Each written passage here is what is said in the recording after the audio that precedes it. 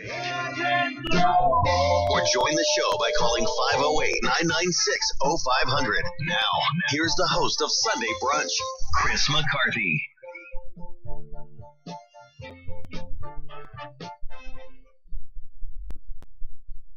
Good morning, I'm Chris McCarthy. Good afternoon, actually. It's now noontime. I appreciate you joining us here on Sunday Brunch.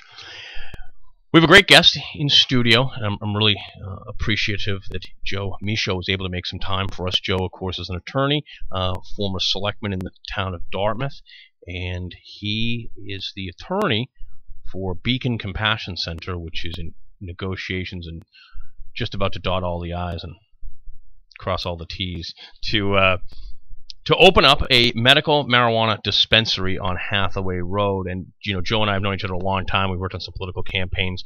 I'll disclose that up front. So if you feel I'm being soft on him, I probably am. This is a really incredible thing that's going on here in the city because it's got federal implications, state implications, local implications, and we've been following this here regularly. I have a piece on WBSM.com you can read, and if you not get a chance to listen to this entire interview, we're going to do it again. We're going to film it live, and then you're going to be able to see that on YouTube. Well, good afternoon, Joe. Thank you for making time for us. No problem. Anytime, Chris. Give us a little background here on what's going on in the city and why this is really probably a win for the city. Well, I think it's going to be a win for the city because the host community agreement that we've negotiated with the city, which is, for all intents and purposes, done. We have a few things of minor issues we're tightening up on it, but we expect that it'll be done this week.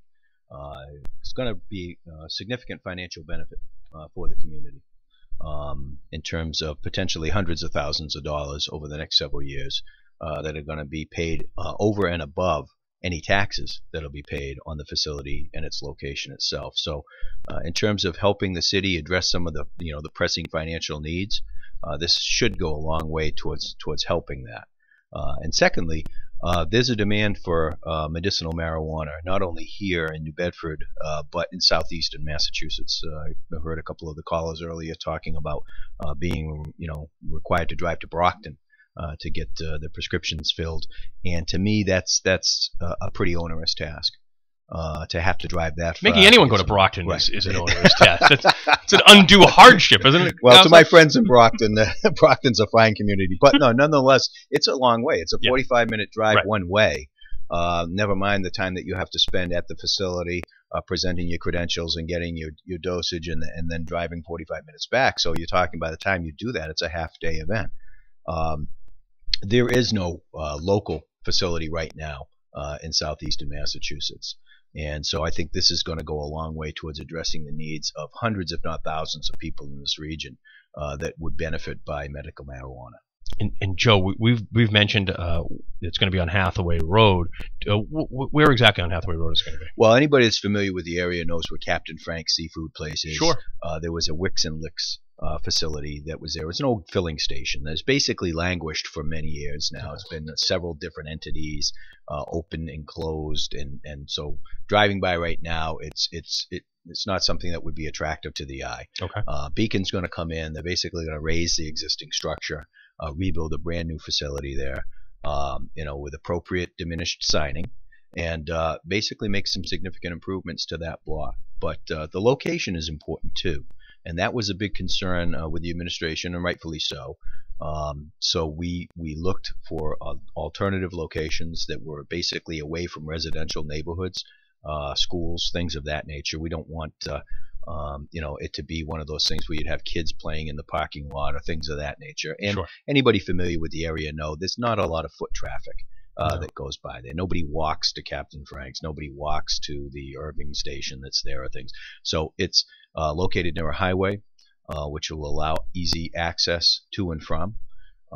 It's basically going to be a very nondescript building. When people finally see it with the signage, you're going to go by, and unless you know that it's a registered medical marijuana dispensary, you're not going to know what it is. Right. And have they purchased a facility yet, or are they waiting to purchase it till all the licensing? A lot of contingencies that were involved, but it's under agreement at this point. All right. What kind of, and again, This agreement hasn't completely been done, so we're gonna respect Joe here. We appreciate him coming in. So there are going to be some questions, obviously, that I ask him that really he can't disclose at this time. And so Right. Don't take that at home as that he's playing cute with us or not answering questions. He's doing us a real service here, and I appreciate him coming in here. But there obviously are going to be some pieces of information that are not settled or that are not for public disclosure. But as you pointed out, Joe, once this agreement is finally done, it will become a public document. Oh yeah, it'll be a public document, as they are in other communities around the state. Worcester has a facility, Brockton has a facility. The host community agreements, the HCAs, in those communities, and I believe that there are 9, are publicly available documents. It's like any other public contract that's negotiated on behalf of an entity, a public entity. It becomes public knowledge, and so there's nothing here to hide. And I'm not going to try to hide anything, frankly. I think more information about what's going on is better because it dispels a lot of the rumors that are flying around out there. Right. So I'll be happy to share with the listeners as much as I possibly can without breaching any client confidentialities. And we really appreciate that. What sort of estimated business do they think they're going to have down there? How many customers do they anticipate they're going to see on a daily basis? Oh, I'm not as in tune with their market strategy. It's safe to say that they have done some research into the area. They do know that there would be an adequate demand for a facility here in South Coast, and it's not just New Bedford they're focused on, but it's primarily South Coast. And so they have done adequate market studies. They anticipate that they'll within the first few years be making enough money to certainly pay for the facility and the construction costs and all of the personnel that are going to be involved, but also to pay to the city 3% of the total gross sales, or $50,000, whichever is less, whichever is greater, excuse me. So, and we anticipate that that's probably going to be larger, but that's the base minimum that they'll get. So that's very interesting. So every time someone makes a purchase there, the city of New Bedford is going to realize 3% of that sale. Absolutely. Wow. Yeah, and that potentially, because it'll be the first, we're hopeful. It's sort of a race to see who's going to get open first, but because I know Dartmouth has cited a facility on Fons Corner Road. Fairhaven is in the process of actively citing a facility. Fall River, I believe, has cited 2. So we're pushing as quickly as we can to try to make this facility, Beacon, be the first one on South Coast that opens up for business. Whether we realize that or not, I don't know.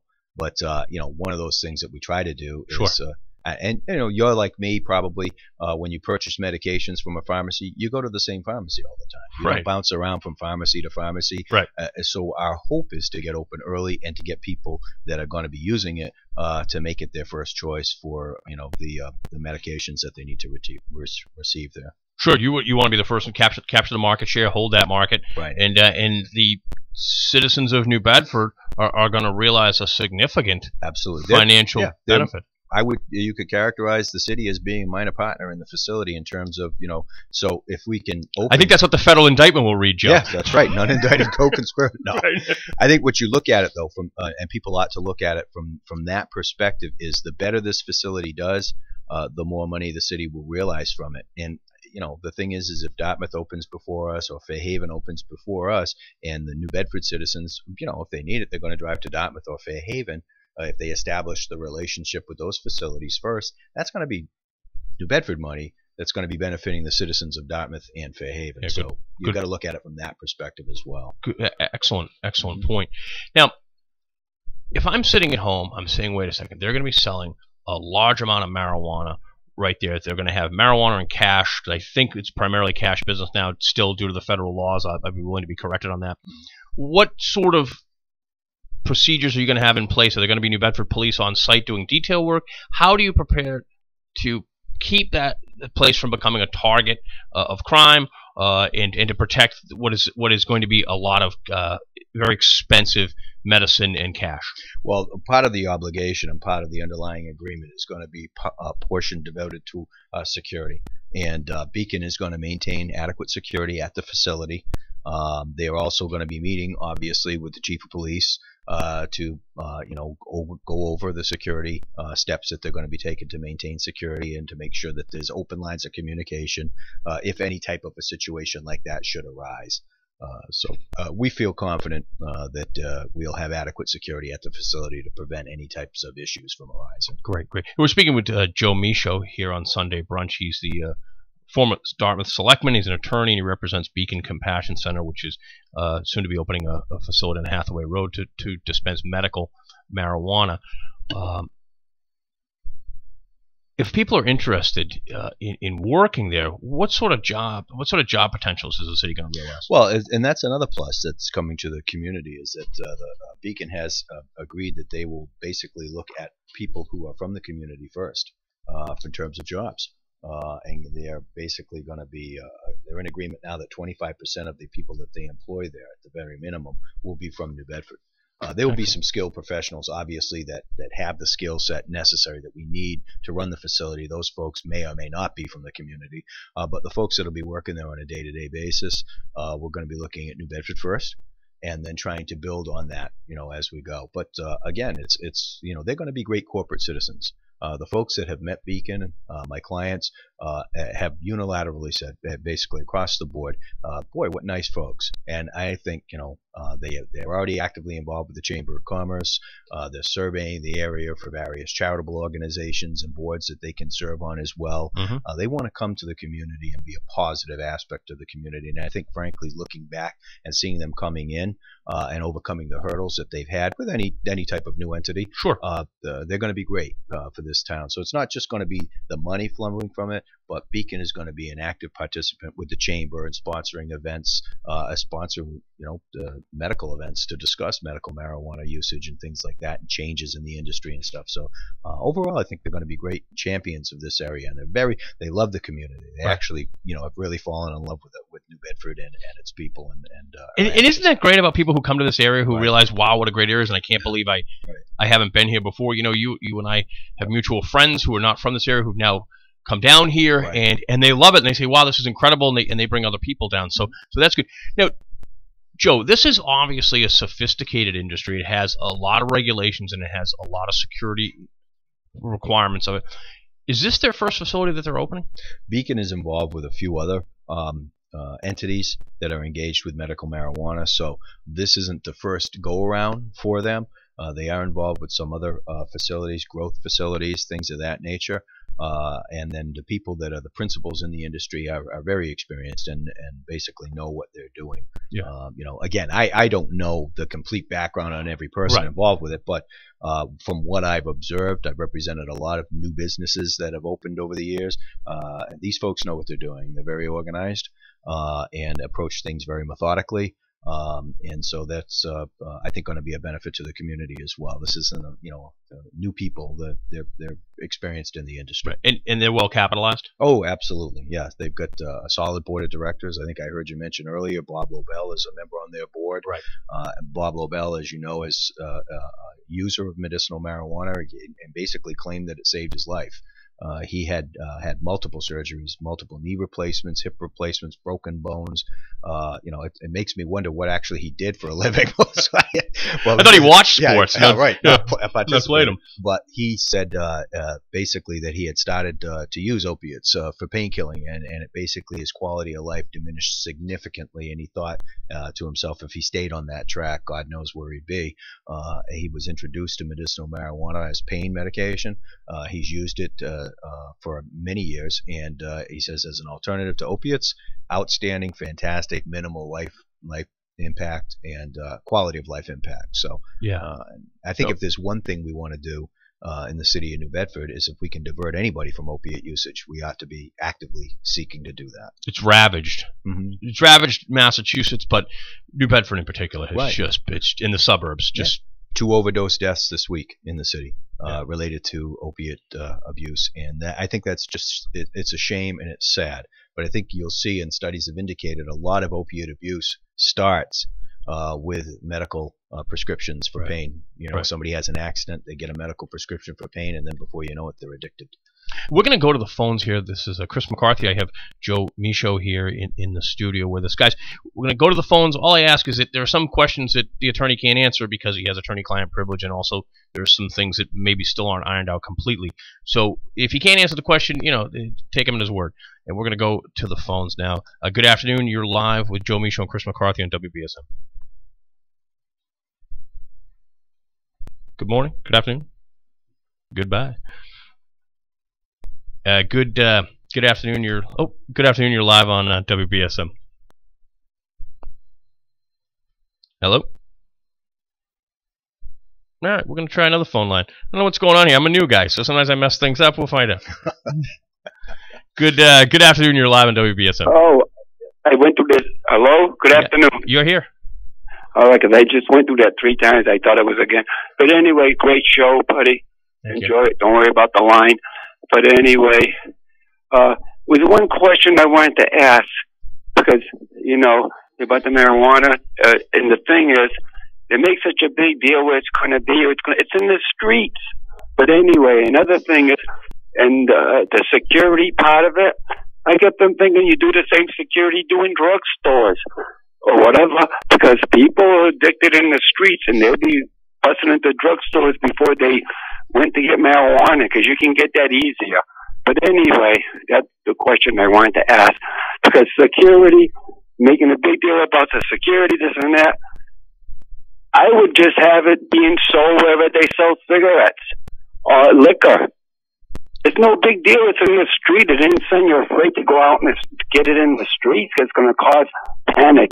But anyway, it's a lot of talk and wasted time, and it's still going on. So anyway, but I enjoy it. I love your show today. Thank you so much. Thank you so much. I appreciate it. Yeah, Joe, what people are saying is that this stuff's out there anyway. In your lifetime, have you ever had a problem, or know anyone who had a problem acquiring marijuana illegally? No, but I think as a side note, it should be noted that once this facility is open, there are people who self-medicate, who go out and basically purchase marijuana illegally for purposes of chemotherapy, relieving the nausea from chemotherapy or things of that nature, and they've been doing that for years. This will remove that portion of the market. So that will diminish the demand for illegal sources of marijuana, because people will have a highly regulated, a highly secure facility to go and purchase medically tested marijuana, the appropriate marijuana, instead of whatever is available out on the street. Well, and I was going to ask you that. Will they have people on site who can work with someone, for instance, to recommend the dosage and this type, the different strains of marijuana? Will they have someone on site to help people with that? No, primarily what will be happening is that people will be going to their medical practitioner. Okay. And the medical practitioner will be prescribing a particular dose or an intensity of the THC in that dose, and then that will be reflected in the prescription that they have, and they come to the facility. They will present that prescription. Will there be literature there, and referrals to counseling for people who might need additional information? Certainly. Okay. And honestly, who doesn't ask the pharmacist a question? Right. Exactly. No, I'm thinking of this as, so from a practical perspective, there will be people there that will be experienced and know what type of marijuana and the levels that are available. Like any good pharmacist knows the strength of a medication that they give you. They'll also be looking at other medications that you may have to prevent interaction, in cooperation with the medical provider and the person's standard pharmacist as well, who tracks that. Sure. So we've been, as I think about marijuana, you think about people who smoke marijuana. But as you pointed out when we were talking off the air, that's not the only way to administer this medication. No, it isn't. There are multiple ways. It's smoked commonly, but it's also vaporized, in which a short burst of vapor is applied. It's also can be eaten. There are certain consumables that can be eaten with that concern the medication, and also as a liquid extract. So there are multiple forms that it takes. It's primarily geared towards the THC and the intensity of the dosage that's needed to relieve whatever symptoms that are being addressed. And as we talked about earlier, there's a whole host of symptoms. When I first got involved with this, like any good attorney, I tried to learn as much about my client and their business as I could. And I came to the conclusion that marijuana is used for far more than simply relieving nausea from chemotherapy, which is what most people think about. It's used for muscle spasms related to multiple sclerosis. So we have many people in this region that have that. HIV and the inherent weight loss. It's used to address that for people that are suffering from HIV, people that suffer from seizure disorders.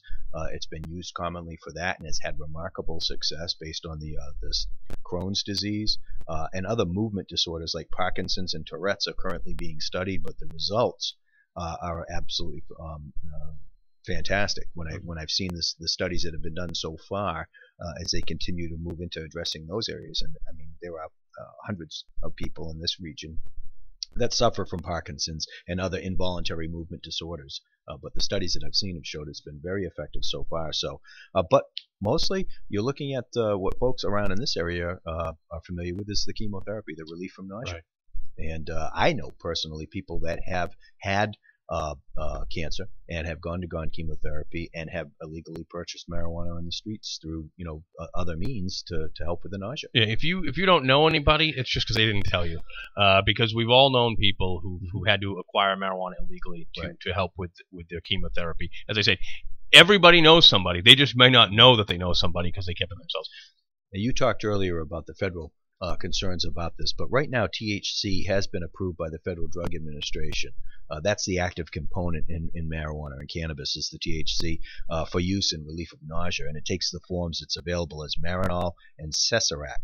And those are two basically prescription medications that are available that have been approved by the Food and Drug Administration. So as far as like what's going to happen with the feds in terms of addressing medical marijuana, it's sort of like the genie's already out of the the bottle on that. In fact, that the active ingredient in marijuana is already being used and has been approved by the Federal Drug Administration for addressing the host of maladies that I just talked about. Yeah, So, and I agree. I think first of all, I think culturally we're there, else these votes wouldn't have passed. But there is a world of difference between medical marijuana and fully legalized recreational marijuana. Right. And I think the federal government is likely to look at it that way. And I think the state, Massachusetts, is looking at it that way, that legals, and as you pointed out, this facility could, in theory, later on sell recreational marijuana, but as far as the schedule goes, enlighten our listeners on that. Yeah. I mean, if you look at it, the Humanitarian Medical Use of Marijuana Act was passed by the state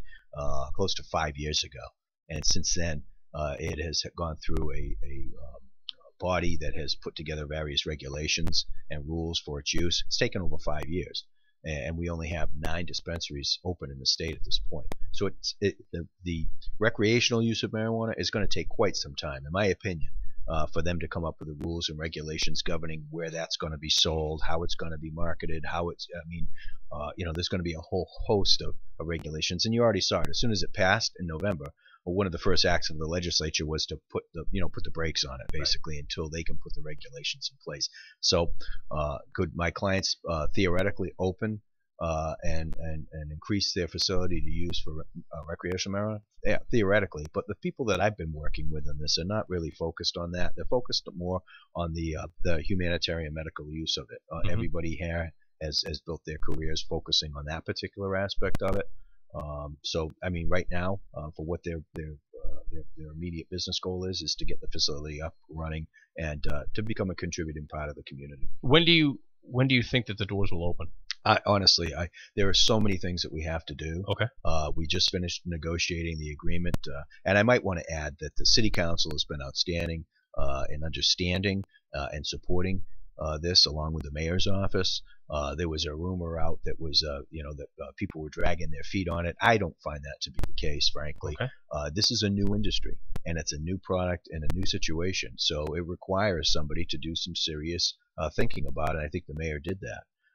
He looked at it from the perspective of, is this going to be a benefit to the community? And he balanced his obligations to provide for health and safety of the community as well, which is an appropriate means of determining whether a facility should be located in your community. So, and then once he reached the conclusion that the pros outweighs the cons on this, the administration's been great. I've been negotiating with them. That we've been going back and forth on terms and conditions.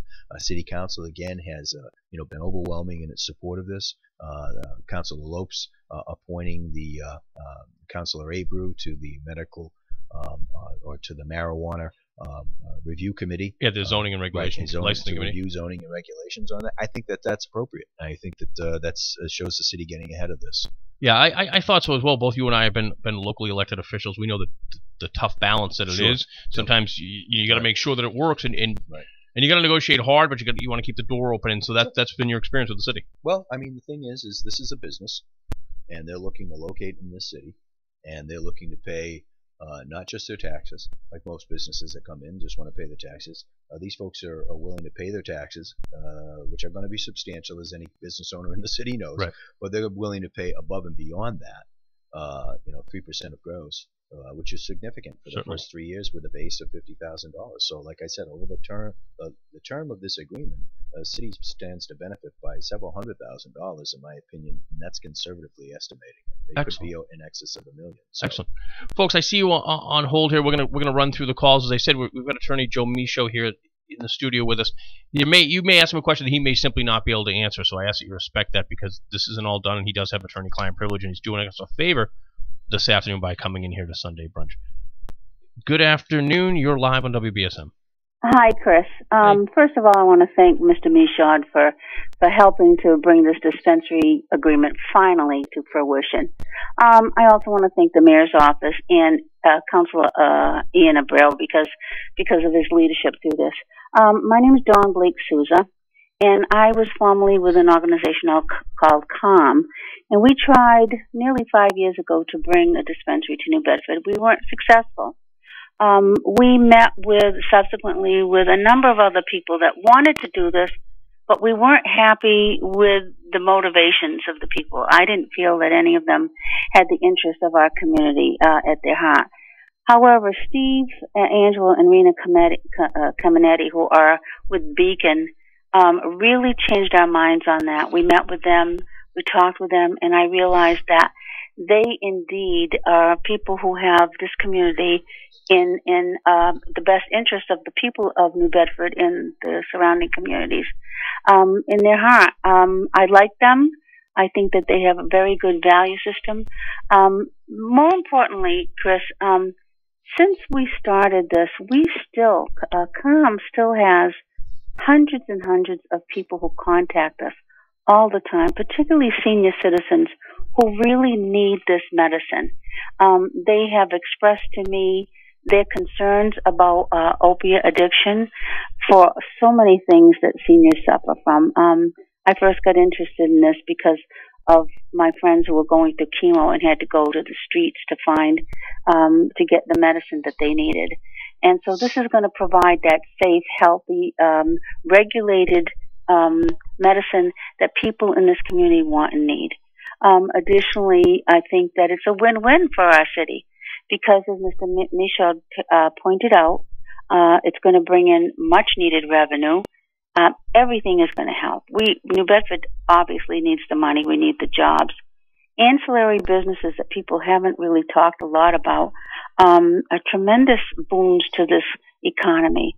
For the people that have called in that have those concerns about, children and so forth, I just want to remind them that when you go into one of these dispensaries, no one is able to actually see any of the products. And so I think people need to do their due diligence. Information is on the Department of Public Health's website. They can get facts and not rely on rumors about people smoking out in public and so forth, because all of that is spelled out very clearly. And we have laws that prevent public intoxication or public use of any substance. So if people just would do their due diligence rather than repeat rumors. Yeah, no, I think you're absolutely right about that, Dawn. And we're going to have Attorney Michaud address that for us.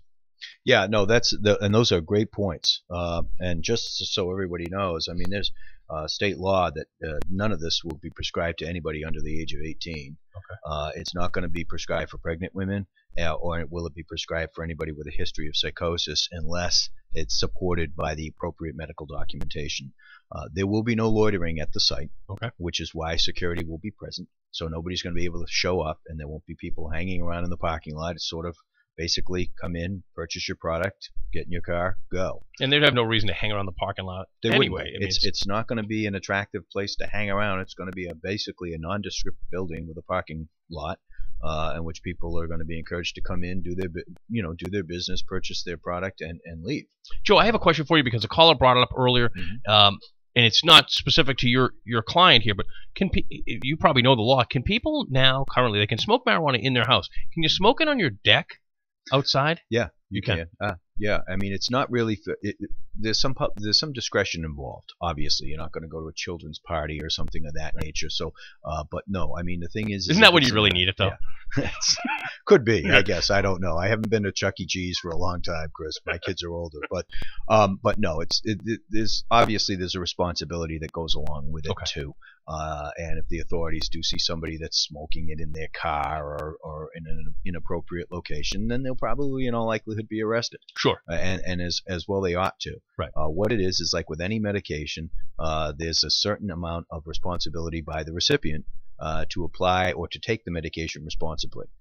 Which brings up an issue, and I've heard it from landlords. Okay, I rented an apartment. I have someone who has a card for medicinal marijuana. Now they're smoking marijuana in my building, and my other tenants are complaining. Right. They have a right to consume their medication, but there's got to be a reasonable accommodation. So if you're a landlord and you have a situation like that, the first thing you ought to do is to discuss it with the person who is impacting the others in the building and say, look, I understand this is for medication, that you're entitled to use it. We need to make a reasonable accommodation to affect that. But a reasonable accommodation, in my opinion, runs both ways. I respectfully ask if you're going to do that, go out on the back deck of the house or whatever and do that. Make sure there aren't other kids around when you're smoking marijuana, or smoke near an open window and blow the smoke outside so that it doesn't bother other people in the building, just like you would cigarette smokers. Well, yeah, no, it's interesting, and of course we're in new territory, and so we're going to have to figure out how we live together, right? Yeah. I mean, we give and take on both sides of the equation, and I think that's important. But I think that the people that are recipients, that are users of medicinal marijuana, they need to respect the rights of others not to be impacted by that. Just like if you were taking some other medication, right? You wouldn't want to be taking that publicly, right? So it's something that you use to manage whatever ailment that you have. Use it privately and use it responsibly. We're talking with Joe Michaud. He's been kind enough to come in to talk with us today. He represents Beacon Compassion Center, and they'll be opening a dispensary soon, but not immediately, but here in the city of New Bedford, and I appreciate you folks who've been waiting on hold. Good afternoon. You're live on WBSM.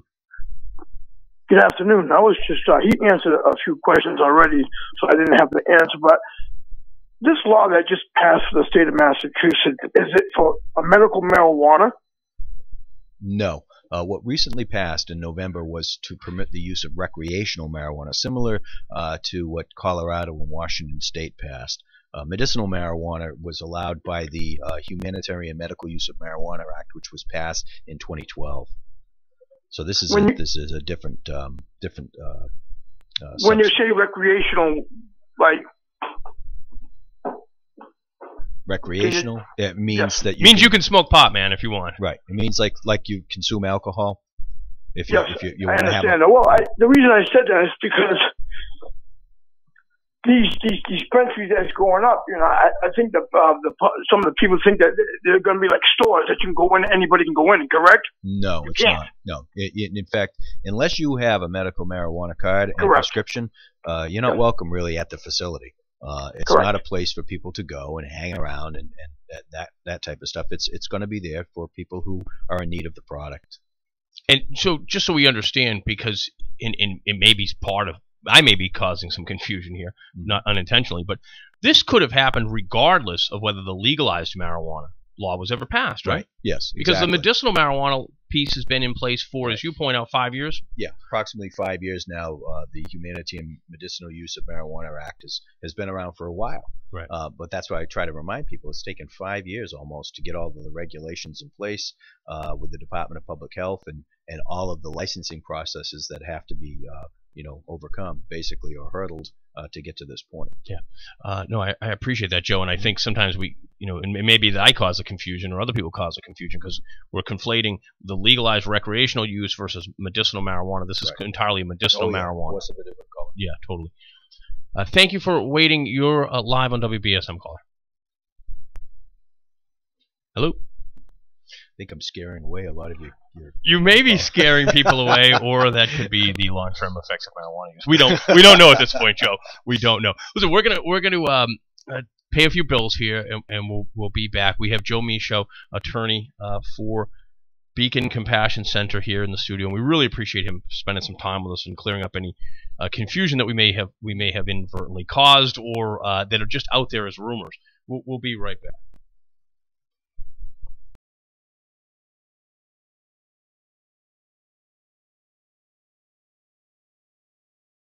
Let me ask you this question. Is Beacon Compassion Center, are they competing for the sole license in New Bedford, or could there, in theory, be multiple medical marijuana dispensaries in the city? Oh, yeah, no, there can be as many as the city was willing to permit to come in.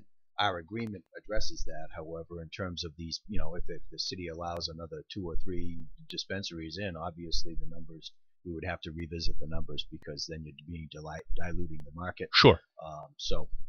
We've structured the agreement to reflect that, and any business would. Basically. Yeah, no, that makes sense. That makes sense to me. I was just curious from a legal perspective, because I know there's a limit. If they ever open legal recreational marijuana stores, there is a limit on the amount that the city can have, and they have different things. So I wondered if that was with the medical marijuana, but you indicate no. In theory, they could be as many. Well, I mean, there's reality too. That's right. Reality is, do you saturate your market, and then basically no. So I mean, we don't anticipate that. We're hopeful that we can address the needs of the community, which is why we've located where we located, a place that's easily accessible, and certainly far more accessible than having to drive to Brockton or Fall River or surrounding communities. Yeah, and you've got a nice location in that it's really the intersection of 140 and 195, and so you're getting your east-west traffic as well as your north-south. Right. Plus, again, like I said, we looked very carefully to try to address the mayor's concerns about avoiding residential areas, avoiding schools, avoiding traditional gathering places of youth, and we think the facility location is fantastic from that perspective as well. It's very respectful of the mayor's wishes, concerning his desire to address safety and health, particularly for youth. And that was where the mayor was coming at when you guys went to see him. Yeah, we understood that. Yeah, because initially we had another location that was probably closer to residential neighborhoods, and so we stepped back and we said, all right, well, that's a legitimate concern. Sure. And I talked to my clients about that, and they agreed, and they said, all right, well, let's see what else we can find within the city that addresses the mayor's concerns to try to help the mayor reach a conclusion that this would be a beneficial thing for the city, and fortunately he has. So. Interesting. Well, folks, we're really lucky we have Joe Michaud here in the studio with us, who's a local attorney, and he currently represents Beacon Compassion Center, which is going to be opening a medical marijuana dispensary in New Bedford. And I appreciate you, Joe, coming in here and sharing, pulling the curtain back a little bit. And again, all this stuff will become public information in its entirety, because like any legal agreement with the city. We're going to go back to the phones here. Good afternoon. Thank you for holding your live on WBSM. Good afternoon. I'd just like to tell you about a product that I have that I got from California. It's a pain Kush Salve.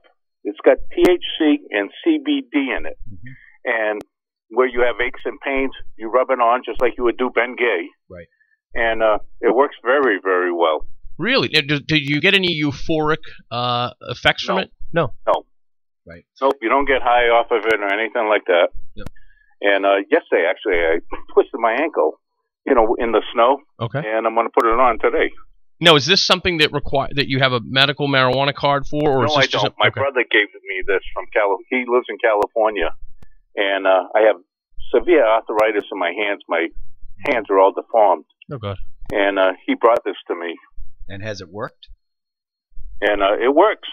Okay. Well, that's another, like I said, one of the other forms that's available is an ointment similar to Bengay, which studies have indicated have been very successful in addressing the pain of arthritis with some folks. Not all folks have realized the same thing, but that's the same with any medication. Certainly. Sometimes it works. I'm glad to hear that you had a positive experience. Yeah, that's great. Those are the kind of things that we're interested in, because arthritis is just so debilitating. And as you pointed out, Counselor, we know that generally the only other thing out there is opioids, and those not only can they lead to addictions, they just really make your life miserable, regardless of whether you ever develop a dependency upon them. I mean, there's all kinds of bad aspects of the last call is a perfect example, Chris, of somebody using a THC-based product to address pain and not having any of the side effects that we typically associate with THC, the euphoria, the the lightheadedness, things of that nature. So that's good to hear, and hopefully some other seniors or people that have